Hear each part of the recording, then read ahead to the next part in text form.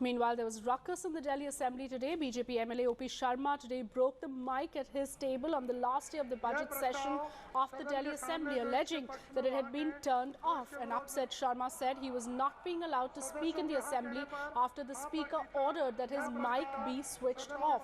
The BJP legislator walked out of the Assembly after breaking the mic and returned after some time. Sharma was twice marshalled out of the Assembly during the budget session, which started on the 23rd of June. AAP MLAs criticised Sharma's act and demanded him to apologise and pay for damaging government's property. Sonal Mehrotra now joins us for more on this. Sonal, chaos and ruckus there in the Delhi Assembly today.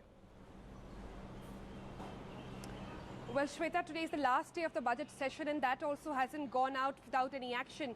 What you were talking about a little while back about breaking a mic, that's what happened when OP Sharma was trying to intervene, talking about a different issue about funds released to IP University.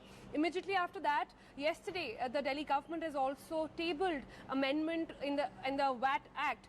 And while that VAT Act came for discussion today, OP Sharma along with Rajinder Gupta came into the well of the House, and it is this act that we are talking about here, which talks about 11 commodities, which could perhaps their bracket of, could be increased, and that power will then go to the cabinet to increase VAT on these products. They came into the well of the House claiming that this bill and this amendment in the backed as anti-people. They also said that this would increase price of these 11 commodities, which includes fuel, and would then lead to inflation. With that, then they tore copies of these act, on the floor of the House and walked out. Manish Sisodia, post that, Shweta, in a very fiery speech, has gone out to give a very clear statement.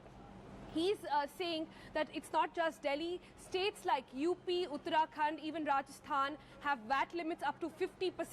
And this particular amendment talks about raising the cap only to 30%. It's talked about other states like Karnataka, which have unlimited cap limit. So all these things have come up under discussion, and the CM is likely to speak on the issue as well shortly. All right, Sonal, many thanks for joining us with those details.